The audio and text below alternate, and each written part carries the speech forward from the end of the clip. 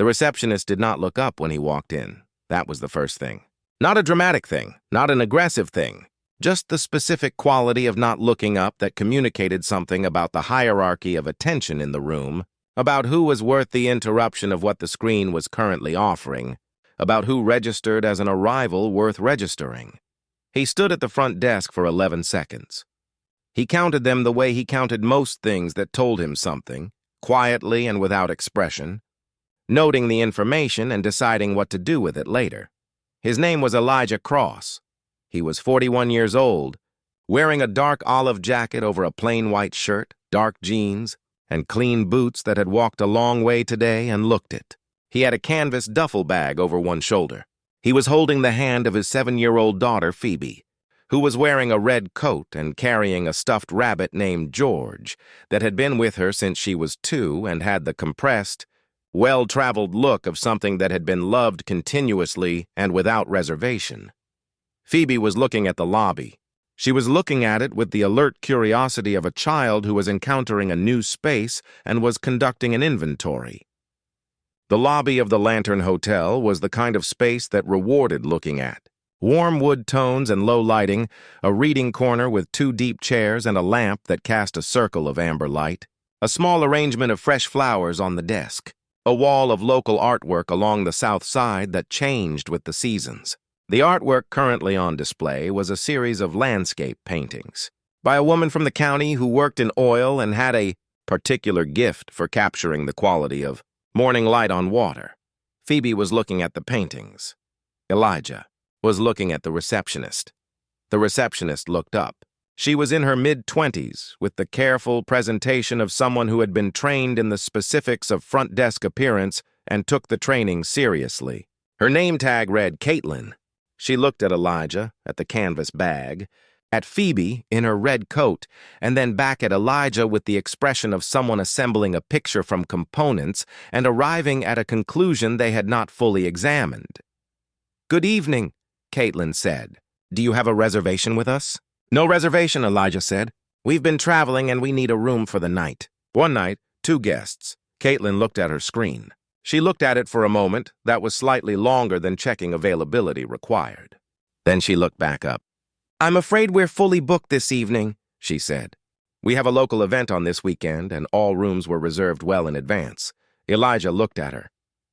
"He said all rooms?" Caitlin said, "Yes, I'm afraid so. Completely full." She offered the small, regretful smile of someone delivering news they expected to be accepted without further discussion. "There are several accommodations in the area that may have availability. I'd be happy to suggest a few," Elijah said. "Could you check again?" The smile adjusted slightly. "I've just checked," she said. "There's nothing available this evening. I'm sorry for the inconvenience." Phoebe had come away from the paintings and was now standing beside her father, looking at the woman behind the desk with the frank, unguarded attention of a 7-year-old who had not yet learned to look at things sideways. She had George tucked under one arm and her other hand in Elijah's. She said, in the tone of someone stating an observable fact, "There are keys on the board behind her." Elijah looked at the board behind Caitlin. There were, in fact, 3 key sets hanging on their hooks, visible above the desk, clearly indicating unoccupied rooms. Caitlin turned slightly, following the line of Phoebe's observation. She turned back and the smile had become something more effortful. "Those rooms are held for late arrivals with reservations," she said. "They're already allocated." Elijah looked at the keys. He looked at Caitlin. He said, "I understand. Could I speak with your manager?" Something in Caitlin's expression shifted in the specific way that expressions shifted when a conversation had departed from the path that had been prepared for it. She said, "Our manager is off-site this evening." Elijah said, "Is there a duty manager?" Caitlin said, "I can take a message and have someone call you in the morning." Elijah said, "I'd appreciate the duty manager. Tonight, if that's possible." Caitlin held his gaze for a moment. Then she reached for the phone. Phoebe looked up at her father. She said, "Daddy, those keys are right there." Elijah looked down at her. He said, "I know, baby." She looked at the keys, and then at Caitlin, and then at her father, with the expression of a child who was doing the arithmetic of a situation and finding that it did not add up. She did not say anything further. She went back to looking at the paintings. Because the paintings were good and the situation at the desk was something her father was handling, and she had sufficient trust in his handling of things to redirect her attention to something more interesting. The duty manager arrived 7 minutes later. He came from the back office with the slightly compressed efficiency of someone who had been called away from something and was moving quickly without appearing to move quickly. His name tag read Patrick, and he was in his early 40s. With the look of a man who had been in hospitality long enough to read a situation from across a room before he reached it. He read this one from approximately 15 feet away. "Good evening," he said, arriving at the desk and positioning himself beside Caitlin with the practiced geometry of someone who had done this before. "I understand you're looking for accommodation this evening." He looked at Elijah and then at Phoebe, and then at the canvas bag with the full, attentive look of a man who was doing the reading properly rather than selectively. "I'm Patrick, duty manager. How can I help?" Elijah said, "I was told there are no rooms available. I can see 3 key sets on the board." Patrick looked at the board. He looked at Caitlin. Something passed between them that was not quite a question and not quite an answer. Caitlin said, "Those are held for late arrivals." Patrick said, "Which reservations?" Caitlin opened her mouth. She looked at her screen. She looked at it for longer than retrieval required. Patrick kept his expression professional and even, and waited. Caitlin said, "The Harrington party, and the Delacroix booking, and room 11 is held pending." Patrick looked at the screen from his position beside her. He looked at it with the attention of someone who knew what they were looking for. Then he straightened and looked at Elijah. He said quietly and without theater, "I can offer you room 7. It's one of our standard rooms, 2 beds, en suite, quiet side of the building. It's available." Caitlin said nothing. She was looking at the desk. Elijah said, "Thank you," Patrick said. "Let me get the key for you." He moved behind the desk and took the key from the board with the clean economy of someone doing the right thing without making a performance of it, and he set it on the desk and provided the rate and asked for Elijah's card and processed the check-in with the professional efficiency that the moment had been missing since they walked through the door. Phoebe had come back from the paintings. She stood beside her father and watched Patrick process the card with the serious attention she brought to things she had decided were important to understand. When it was done, she said, "Thank you," to Patrick, with the formal sincerity of someone who meant it. Patrick looked at her. He said, "You're very welcome." He said it the way people said things when they were also saying something else, something about the quality of what had just happened and what they thought of it. He glanced at Elijah. "I hope you have a comfortable stay." Elijah held his card and the room key and looked at Patrick with the even, steady gaze of a man who saw what had just happened and was deciding what to do with it and when.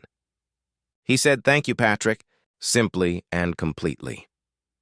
They crossed the lobby to the staircase, Phoebe beside him with George under her arm, and climbed to the 2nd floor. Room 7 was at the end of the corridor, a quiet room, as Patrick had said, with 2 beds and a window that looked out onto the garden at the back of the building rather than the street. Phoebe went immediately to the window and looked at the garden in the dark, at the shapes of the low hedges and the path running between them, just visible in the light that came from the ground floor windows below. "There's a garden," she said. "There is," Elijah said. "Can we go in it in the morning?" "If it's not raining," he said. She accepted this and turned from the window and began the process of settling herself and George into the bed nearest the wall, which was the bed she always chose in any room with 2 beds, for reasons she had never explained and which Elijah had never questioned because some preferences did not require justification. He set the canvas bag on the luggage rack and sat on the edge of the other bed and looked at the room. It was a good room. Small and well-considered with the specific quality of a space that had been designed rather than assembled, where the proportions were right and the light was right and nothing was there that didn't need to be. The artwork on the wall above the desk was a single piece, a small oil painting of a coastline at dawn, the water pale and the sky beginning to color at the horizon. He had approved that painting. He had sat in a conference room 3 years ago with the interior designer and the curator who handled the hotel's art program and gone through 40 images on a screen, and when that one came up, he had said, quietly and without deliberating, "That one." And it had been framed and hung, and it had been in this room ever since. He was looking at it now from the bed of a room he had been told did not exist. He thought about Phoebe saying those keys are right there. He thought about the way she had said it. Without accusation, without anger, just the clear-eyed statement of an observable fact by a child who had not yet learned to look at things sideways.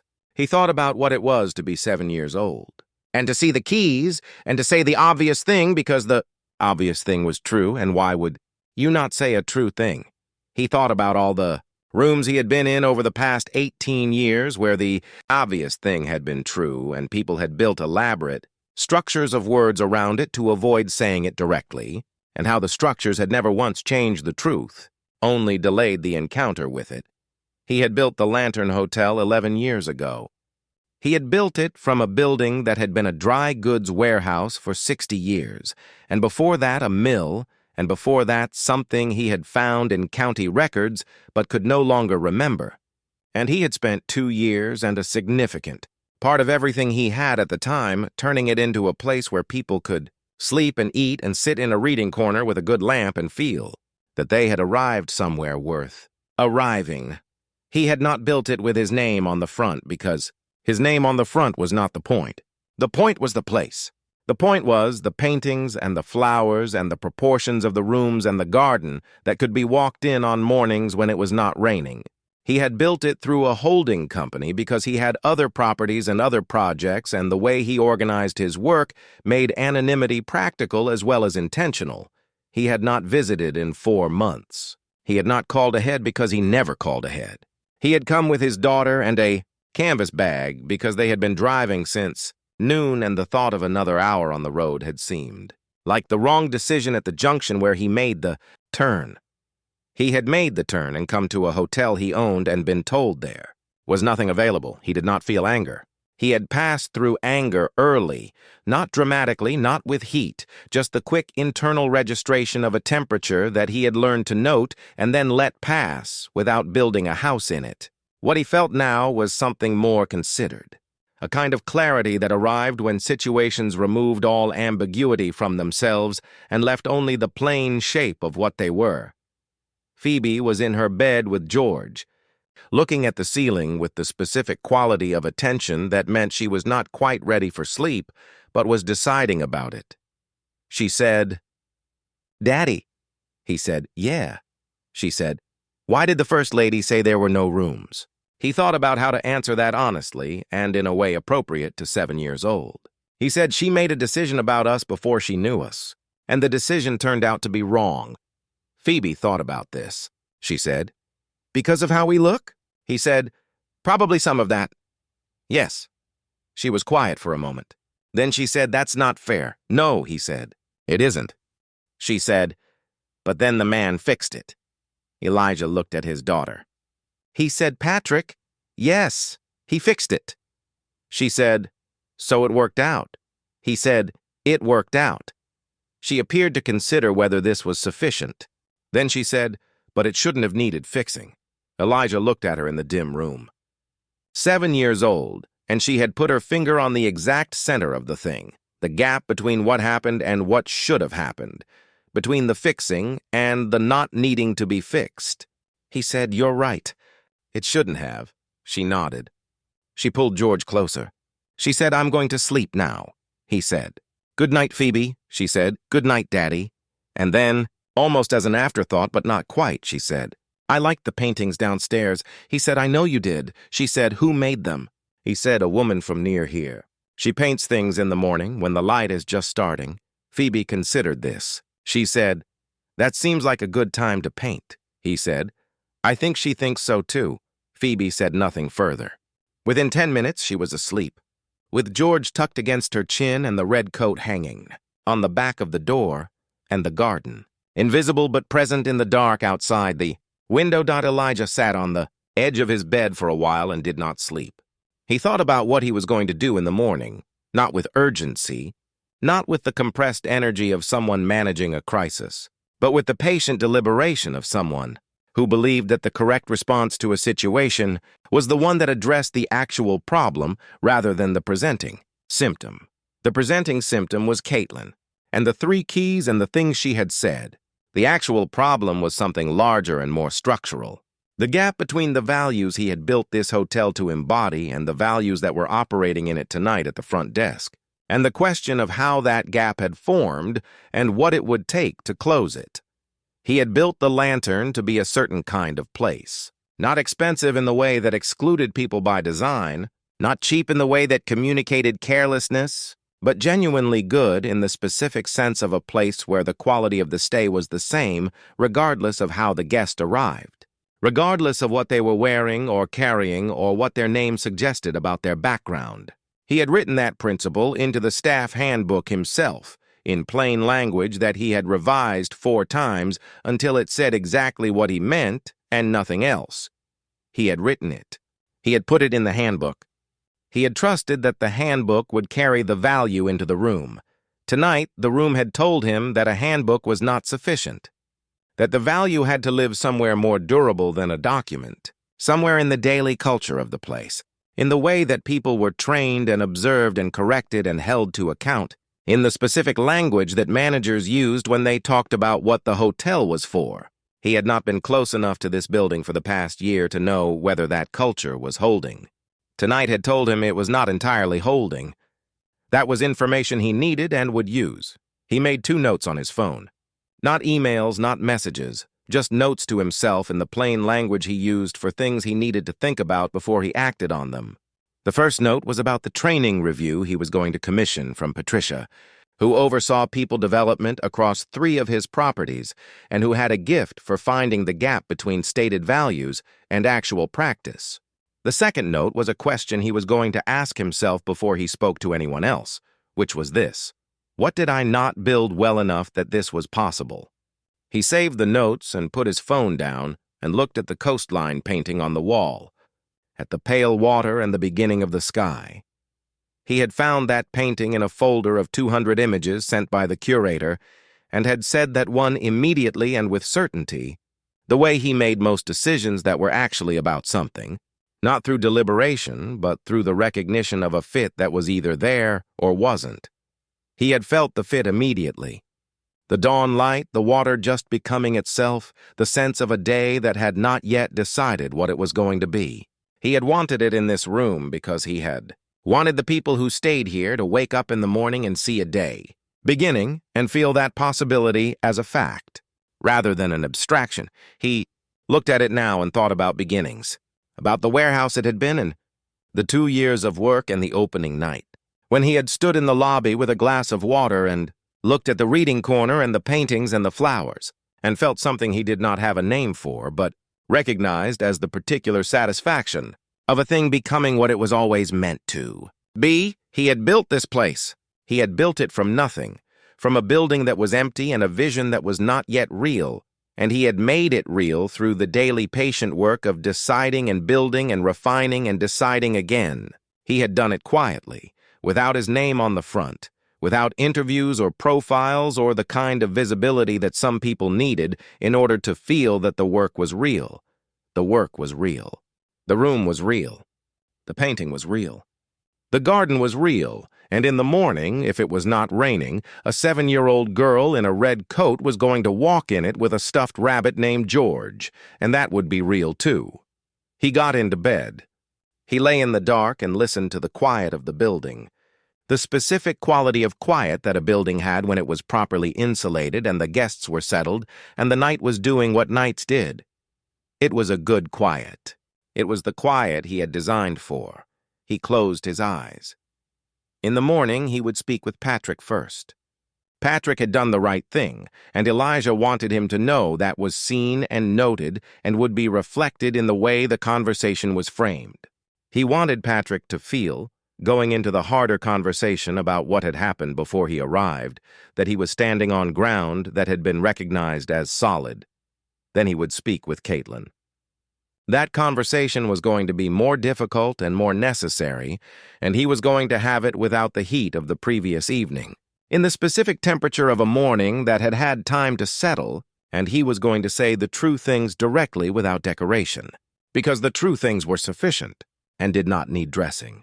Then he was going to call Patricia and ask her to come to the Lantern before the end of the week and spend 2 days looking at everything, not just the front desk, everything, because he had learned a long time ago that the place where a problem showed itself was rarely the only place it lived, and then he was going to take Phoebe to the garden if it was not raining, and they were going to walk the path between the low hedges, and she was going to tell him what she thought of it, and he was going to listen to all of it because his daughter saw things clearly, and he had never once been sorry for paying attention to what she saw.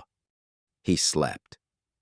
In the morning, it was not raining. The garden was small and considered, laid out in the specific way of a garden that had been designed to be walked in rather than looked at, with the path running in a gentle loop between hedges that had been chosen for year-round green rather than seasonal flower, because he had wanted the garden to be good every month rather than spectacular in one and bare in another. Phoebe walked the path with George under her arm and the careful, deliberate pace of someone giving a space the attention it deserved. She stopped at a stone bench near the center of the loop and sat on it and looked at the hotel building from the outside. At the windows and the soft morning light on the old brick, she said, "It's nice from out here, too." Elijah stood beside the bench. He said, "I think so." She said, "Did you know it would look like this when you built it?"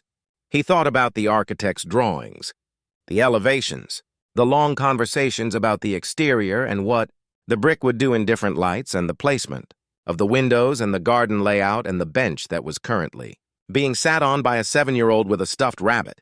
He said, "I hoped it would. You don't always know for certain. You make the best decisions you can, and then you find out." Phoebe looked at the building for another moment. She said, "I think you decided right."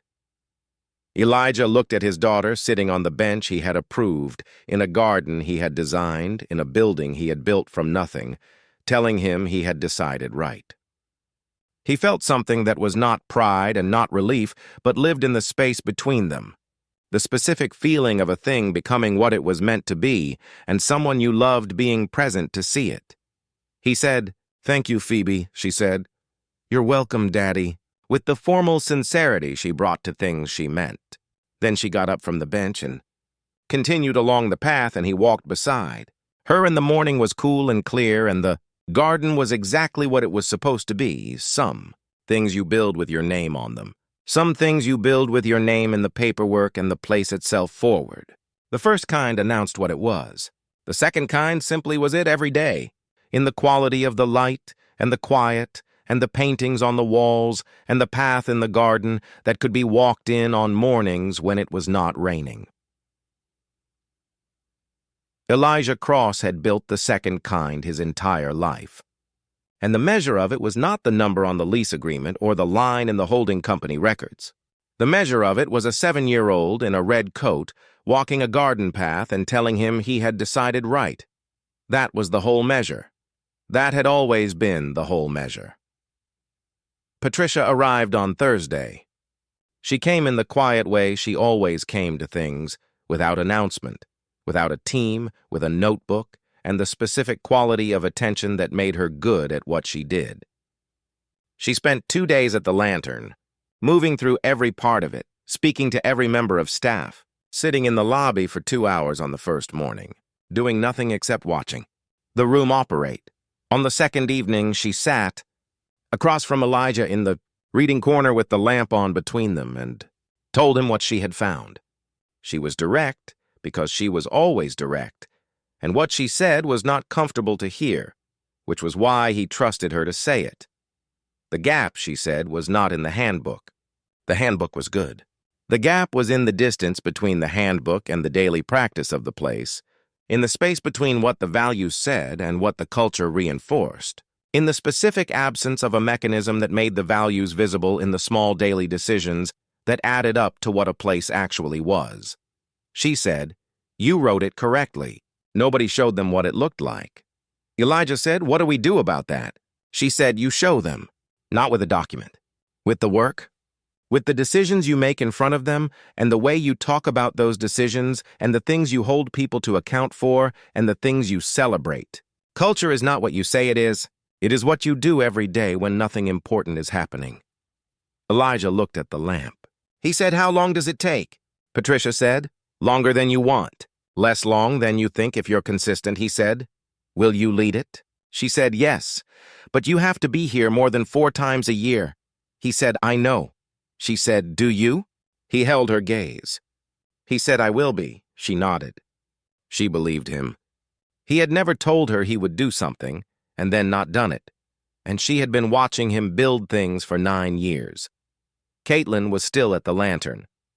The conversation Elijah had with her on the morning after the incident had been the hardest kind of conversation, the kind where the person on the other side already knew what they had done and was sitting in it without the protection of denial.